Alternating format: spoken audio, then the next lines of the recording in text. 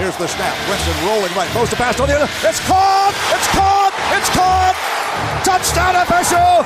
Noles retake the lead. An all-access look at Florida State athletics. He's tackled. Game over. Noles are the champions of college football. Telvin Smith with the tackle to bring down Mason. Celebrate Seminoles. From the Seminoles.com Pod Center, high atop Doak Campbell Stadium, here's your host, Jonathan Shalacy. Welcome to another Seminoles.com podcast. Jonathan Shalacy. Well, I can't say alongside because I'm down in West Palm, and Tim, you're over in Tallahassee. But thanks for joining us for another podcast, and excited to be doing this one. I'm on the road with Roberto Aguayo, as you are, like I said, in Tallahassee. But Tim, should we talk football first or football? As the soccer team pulls away their first national championship, and that's pretty exciting. Yeah, man, it's pretty awesome. Probably go ahead and start with the ACC championship game and the college football playoff selection and all the excitement that went along with that. But we'll get to soccer in a minute. Absolutely, I would agree with you. Florida State becoming the third team in the playoff.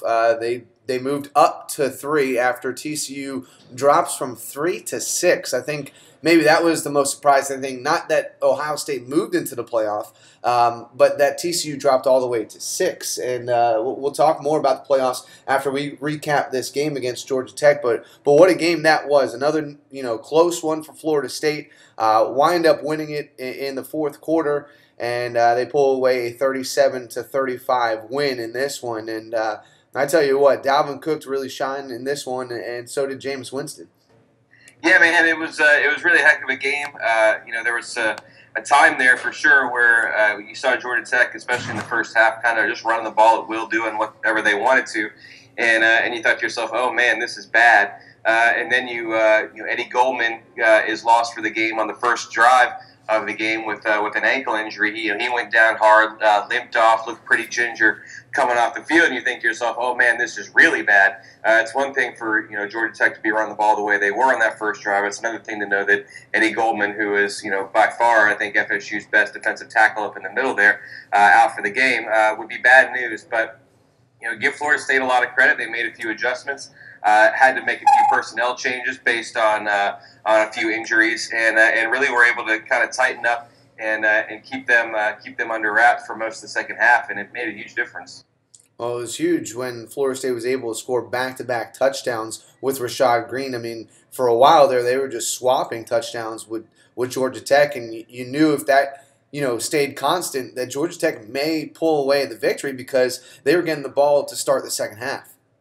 Well, it was so important, I think, for Florida State to take the lead going into the second half. They got the one stop, and were able to capitalize, like you said, with a pair of touchdowns to Rashad. So now, it's much different going into halftime, up a touchdown, even compared to being tied, or of course, if Georgia Tech had gone in with the touchdown lead at halftime, getting the ball to start the third quarter. Had they been able to get a touchdown and go up two scores, could have been a bad situation with a team that likes to run the ball the way they do. But for the defense that's tightened up, I thought one of the big sort of swings of the game actually was when Ronald Darby hurt his arm, and Charles Kelly opted to move Jalen Ramsey out to the outside corner position, and freshman Trey Marshall ended up moving inside to Ramsey's position at the star, and that seemed to make a really big difference. I thought Trey Marshall played a great game. And I thought that it just from a matchup standpoint against Georgia Tech's offense, nothing against Ronald Darby. I think he's a fantastic player, but a player with his skill set, this isn't really his game. You're not covering downfield too much against Georgia Tech. So moving somebody like Ramsey to that position, who's a little bit bigger, a little bit physical, same can be said for Trey Marshall. I thought really kind of gave the defense a boost and tripped up Georgia Tech just enough. Yeah, absolutely. I mean, when Trey Marshall entered the game and started playing the way that he was, Gene Deckerhoff looked at me and said, "Remember that name, Trey Marshall. He is something special," and that was fun to watch for him. And to your point about Georgia Tech not throwing the ball, I mean, they only threw the ball 14 times, and I think half of those came down the stretch because they needed that deep ball pass in order to try and win the game there late in the fourth quarter. Yeah, and it was almost a little bit alarming at just how easy they were able to throw the ball on that last drive. Makes you wonder what happened had they done it more. But man, that's kind of the way it goes, I guess, in the fourth quarter of those games. A lot of times you adjust your defensive strategies. And going back to it, you mentioned Roberto Aguayo. I know that when Jimbo Fisher opted to kick those field goals, all three of them in the second half, especially the first one came on a 4th and 1 deep inside Georgia Tech territory. A lot of people wanted Jimbo Fisher to go for it. He opted to take the points, take the lead, ended up kicking 2 more field goals before Georgia Tech scored. And wouldn't you know it, they needed every last one of them because you kick 3 field goals to get 9 points, you end up winning by 2. So even a math amateur like me can figure out all those things are really important. Well, let's stick right there for a second before we look more into this game, because I want to talk a little more about that defense and the offense for Florida State. But Aguayo now 8th in school history for most points in a career. And with those 3 field goals, like I said, I'm on the road with him right now. He's looking for his second Lou Groza. Does he solidify maybe winning that Lou Groza for a second time, joining just Sebastian Janikowski as the only kickers to do that? Man, I would think you'd had it before that even, honestly. I mean, no disrespect to the other kickers that you're hanging out with down there. I'm sure they're pretty cool guys, but it's unfathomable to me that Roberto wouldn't win it. One, just based on his complete body of work. 2, everything that he's meant to the team, especially this year as compared to last year, where you look at now, the game-winning kick against Boston College, the game-winning kick against Georgia Tech. I know it didn't come at the end of the game, but it still held up as a game winner. I think that he's and then also just being, I don't know if this should factor in or not, but just in a high profile spot on a high profile team, I think makes a pretty big difference. And yeah, man, it would be really hard for me to imagine that he doesn't win that Groza. Yeah, he's going for it for the second time. He's looking to pick it up on Thursday at the college playoff, the college award show on Thursday in Orlando. We're actually in West Palm right now. The 2 others, Lambert and Craddock from Maryland. He's only missed 1 field goal all season. Lambert, to me, I don't know that he's even really in the talks much. He's missed a lot of field goals, but he has the most past 50. So we'll see come Thursday, but we're having some fun here in West Palm. But back to the game, more importantly, you talked about this defense, and after the game we talked to some of the key players on defense, and they said it took them a little while to really get adjusted to this offense because it's very hard to simulate in practice, and that's kind of why Georgia Tech had such a good start to the game. Did you notice that as well, as that, as the game progressed, this defense really honed in on their offense? Yeah, man, I thought they did a nice job, again, especially in the second half. Georgia Tech, they scored 14 points in the second half, which is kind of a lot, but they went, I think they scored on their first drive and their last drive, but in between there, which is kind of the meat of that game as far as when it was being decided, they weren't able to get anything. So, right. That's definitely encouraging. I thought that the P.J. Williams ended up playing a really nice game. He laid a couple nice hits on Justin Thomas, which I think is an important aspect of playing this type of offense. Justin Thomas being Georgia Tech's quarterback, and I thought that his play on the third down there, where they were running outside kind of right at him, and he falls over, and it looks like Georgia Tech's going to get a first down, and they're moving into Florida State territory, and P.J. Williams basically sitting flat on the ground, reaches up and trips up the ball carrier and stops him. And that made for, I think, a 4th and 5. They went for it, didn't get it, and then Florida State went down and kicked another field goal. I think that was to extend the lead to 6. And I think that was kind of the one of the key drives of the game, right? Because that was the point where a lot of people thought that Florida State kicking a field goal was basically the equivalent of them blinking, if you will. Their team had traded touchdowns the whole time, and Florida State kicks a field goal. All of a sudden, that kind of makes you feel like you're behind the 8 ball. So to get that 3-point lead and then to come back out and get a stop on the next possession was a pretty significant development in that game. Yeah, absolutely. I would agree with that. And, to your point, Florida State went on a 9-0 run, really, starting in the third quarter. But what really impresses me is that Georgia Tech's able to have the ball for almost 10 minutes more than Florida State, and Florida State's still able to score 37 points and come away with the victory, which says a lot about this offense, about how dynamic it is, how well they can score. And when we previewed this game, we said that you're going to have to limit turnovers, and Jameis Winston stepped up big time. No interceptions in this one, 21 of 30 for 309 yards. It's the first time he hasn't thrown an interception in 6 games. He knew he had to have a big game, and he did it on Saturday. Yeah, man, he looked fantastic, and what an encouraging sight to see, especially after the Florida game, which I think was I think maybe fair to call it now an aberration, just a really tough outing for him. I mean, it was a bad game. I mean, he said it was. Jimbo Fisher said it was. So I think it's fair to say. But and especially framed through the lens of what we saw a week later, which was if it wasn't Jameis Winston's best game this season, it was awfully close. Man, he looked fantastic. Right. Made some great throws, and also the 21 of 29 obviously is very good. And if you look at it, there were like 2 drops by Bobo Wilson, one that absolutely should have been caught, and the other probably should have been caught. And then, there was what looked like a miscommunication on a route in the end zone with Rashad Green where, when you saw it sort of set up and you saw Rashad and his break, it looked like it was going to be a touchdown. And then something weird happened. He seemed to stop running. The ball went over his head. We didn't get an explanation there. It was one of those things that sort of slipped through the cracks after the game and with the wind sort of overshadowing everything. But obviously Rashad isn't the kind of guy to just randomly break off his route. So, maybe we can try to figure out what happened there. But all that said, Jameis Winston easily could have been, 24 or 29 or even better, with some of those balls that maybe should have been caught. So, yeah, man, just an outstanding effort from him. Some really nice throws to Rashad, some really nice throws to Nick O'Leary, who had a big game and proved to be a big-time matchup problem. And, if Jameis Winston plays, the next game the way he played on Saturday, there's a pretty good chance I think the Florida State could be playing 2 more games. So, that's just how good he was.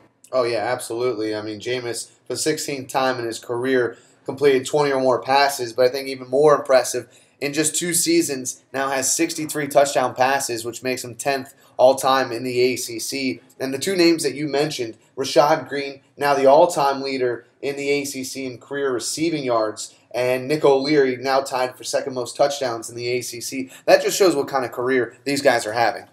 No, man, they've. What can you say about him? I think Nick O'Leary, Nick O'Leary is far and away the best tight end in Florida State history, at least best receiving tight end, and that hasn't always been a very high bar at Florida State, but he's gone ahead and said it anyway. And then Rashad Green, yeah, man, statistically speaking.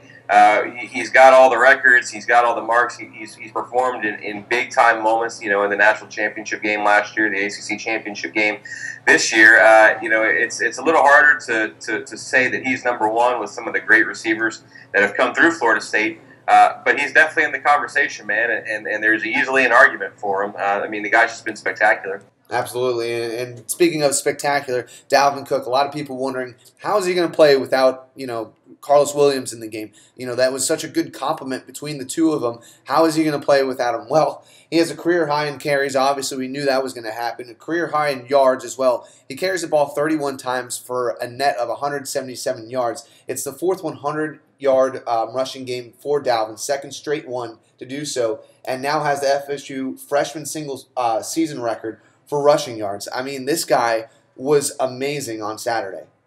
Oh my gosh, it's I think if you look back, however the season turns out for Florida State, and especially if it turns out the way they want it to, like you look back at Dalvin Cook's emergence over the second half of this season as being, perhaps the most significant development of their year. I placed that right alongside the offensive line switch going from Cam Irving at left tackle and Ryan Hofeld at center to moving Cam inside and getting Roderick Johnson out there at left tackle. I think those two kind of coincide. The improvements on the offensive line going along with Dalvin Cook and the way that he's played has really just been a massive sort of momentum swing for Florida State over the back half of the season. And Dalvin Cook, what can you say about him? He's fast. He's strong. He kind of looks like Warrick Dunn out there, I think, a little bit. And Yeah.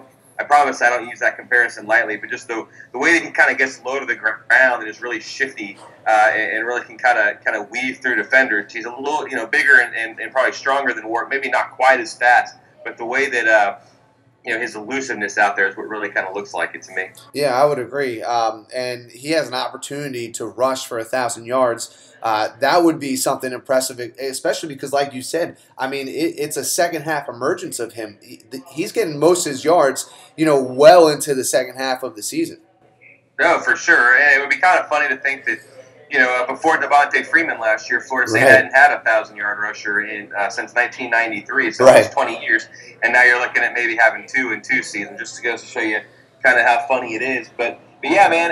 And then the other thing I want to mention about Dalvin that I thought was really impressive is just the volume of carries and also he got some touches in the running game. You really just don't see that very often anymore in college or pro football. I think most coordinators would prefer, to split the touches among running backs, maybe like, a 15-10 split or a 20-15 split, something like that. So for a guy to carry the full load like that, you really just don't see very often anymore. For a guy to do that and also excel, I mean, that's the kind of territory that's reserved, especially in the NFL for the truly elite running backs, like your Eddie Lacy's or Le'Veon Bell's or, Arian Foster's. Those are the guys that get that volume of carries. And then obviously I'm not comparing Dalvin Cook to a guy like DeMarco Murray, but that's the kind of conversation we're talking in with a guy who can handle that much of a workload and still succeed at the level that he has. Absolutely, and a big reason why Florida State's able to pull away the 37-35 win over Georgia Tech,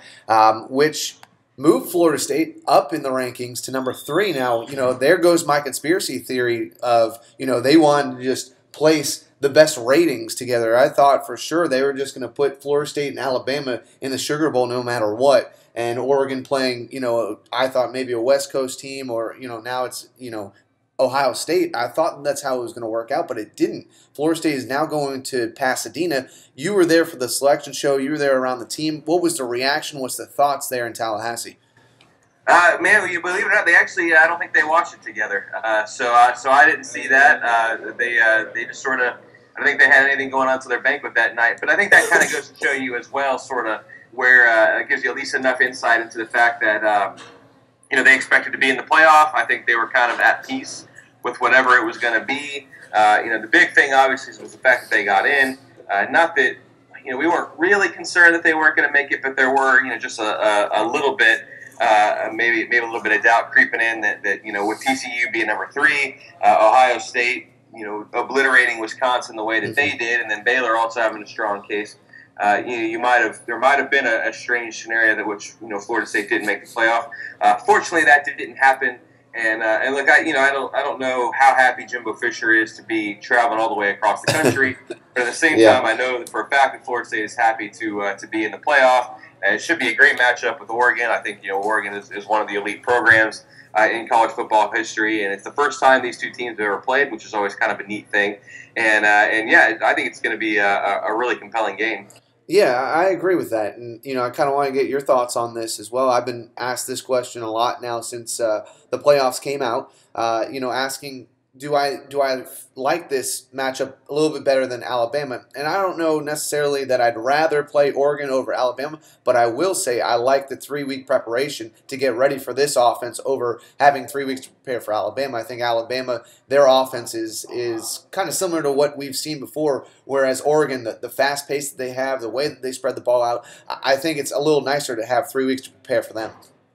Oh, absolutely. And Jimbo Fisher was asked about that on Sunday during his teleconference, and he said, yeah, look, we'd rather have it than not have it, right? But at the same time, said it's really hard to simulate exactly what they do when you're without their guys running it. You know what I mean? Like, I suspect John Franklin will probably have scout team quarterback duties again, simulating Marcus Mariota. And look, John Franklin's a nice player. I like him a lot, but he's not Marcus Mariota. And the way that Oregon has practiced that offense, they have it down to a science, and it takes time to do that. So, I think the big thing is going to be, watching it on film, getting an idea for what they do. But like Jimbo Fisher said on Sunday, it's really the speed in which they do it that is hard to simulate. It was the same thing with Georgia Tech. I think, they were able to simulate Georgia Tech's offense a little bit, and obviously the Citadel was able to do that. But the Citadel doesn't run that offense nearly as quickly as Georgia Tech does. But all that said, man, I think that Oregon, in my opinion, is not unbeatable. In fact, the facts bear that out since they do have a loss this season. Right. So yeah, man, I think the time to prepare will help. I do think it's going to be, essentially a road game. I think there'll be certainly some Florida State fans there, but I think I wouldn't be surprised at all to see something like a 70-30 split among Oregon and Florida State fans. So it will be a challenge, but I think it should be a lot of fun too. Yeah, absolutely. I totally agree with that because,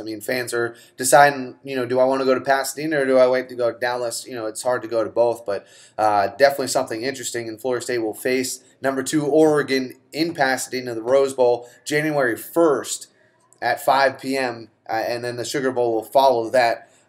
So going to be pretty interesting to look at as we move forward. Now, to a national champion, as Florida State is going to be, looking to be national champions once again, we have a national champion in Tallahassee. It's the women's soccer team that finally pulls it out. They've been to the College Cup 4 straight years. Coach Krikorian has taken them 7 times under his reign in 10 seasons. He finally pulls it away as Florida State head coach, and we can say that we have 2 national champions in a calendar year. Yeah, man, that's really cool. And gosh, watching where I was trying to split between the soccer game and the playoff selection show and the aftermath of all that, but was able to watch the end of it. And man, when Jamia Fields scored that goal, which was a really fantastic shot, it was just, I don't know, it was really, really exciting, electrifying almost in a way. In a way that I know this is going to sound kind of funny, but in a way that I really wasn't expecting. But she fired the shot, it went into the net, and all of a sudden, just like all at once, it kind of came, crashing down. It's like, oh man, this is real. They're just a few minutes away from this, and you start thinking about the implications. The first national title, the first title for Mark Krikorian, who I think is one of the great coaches on Florida State's campus, and really one of the beloved figures in the athletics department, if you will. There's nobody who's met that guy that doesn't like him. Thinking about him getting his first title at FSU, and it was just really, really cool, and then also really, really nerve-wracking over those last few minutes when Virginia, had a few really quality scoring chances. Yeah, they did, and to your point about how cool it really was, these girls, the way that they were celebrating on the field, it was something special. After Jamia scored the goal, I moved over to the bench, and it was a pretty exciting time for the last 3 minutes in that game as they were just, their toes on the line waiting to sprint out onto the field. And pretty interesting the way that they won it. A 1-0 game over Virginia. Virginia's only 3 losses were to Florida State with that exact same score. I think that makes this maybe even a little more impressive, that you're able to beat a team 3 times in a season, and those are their only losses. Yeah, no, man, Virginia is a quality program. I was surprised. I think they said that Virginia also was looking for their first national title. In the soccer, I thought that they had done it before just because they've been such a high-quality program. And you could see, after the game, ESPN cut over to some of the Virginia players, and they obviously took it pretty hard. It was a tough loss for them. Obviously, they came really close to tying it up, but the jubilation for Florida State, with Jamia Fields and Shayna Williams, who set up that goal, and everybody that kind of contributed to the win. You can tell that, look, championships always mean a lot, right? But your first one, the first one that you get, I think is always a little bit more special, and you don't always get to see that, and so to see that for FSU to be able to kind of pull that out and get a win over a team that they're really familiar with, an elite program that they're also really familiar with. Yeah, it all just kind of maybe just put a little bit more of a cherry on top of the sundae, so to speak. Just an amazing game by Florida State, and they are national champions. And you look forward to volleyball now. They're moving to Seattle looking for a national championship. They're in the Sweet 16. There's a 16-minute send-off for them today. What do you expect from them as they move forward in this one? They look pretty impressive in Tallahassee. Yeah, man, I actually went down there and talked with them yesterday, talked with Coach Poole and a couple players, and he was saying, the interesting thing is that they play Brigham Young out there in the Sweet 16, and it's kind of a different brand of the sport out where BYU is out on the West Coast. He said they're probably the biggest and most physical team that Florida State has played this year. I think they said they're first or second in the nation in blocks, so they're really going to have to set up their attacks a little bit better than maybe they usually would, because otherwise the ball's going to be coming right back at them. I know Katie Mosher, the senior, said that they're hoping they can use their speed and athleticism to kind of dictate the pace of the game and maybe try to use some of BYU's size to their advantage if they can. But it should be really interesting. They're leaving today, despite not playing on Friday, to try to get acclimated to the 3-hour time difference, which obviously, when you're talking about athletics and routines, having that big of a time change can really throw you off. So they're doing everything they can to adjust for that. Yeah, not much going on this week. That really starts everything.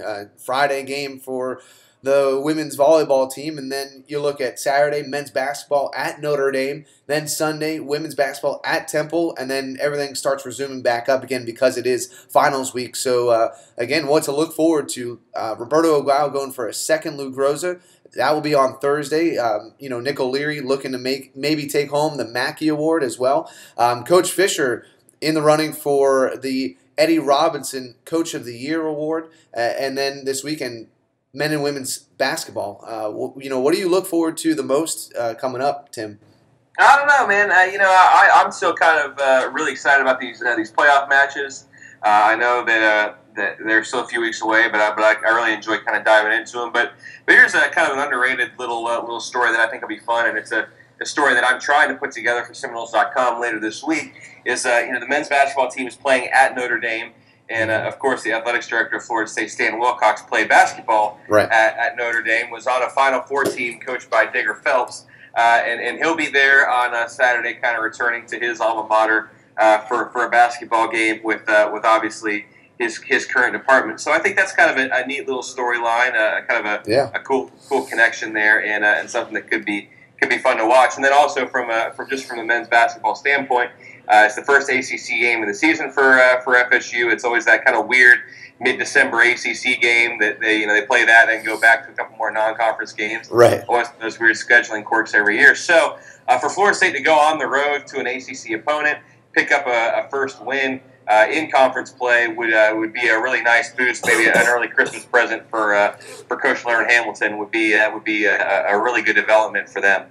Absolutely, totally agree with you. So a lot going on later this week. We'll come back to you next week, with some recaps and kind of more about this playoff against Oregon, which again is on January 1st. But we'll take this week off, being that it's finals week. Tim, study up on what you need to, and yeah, right.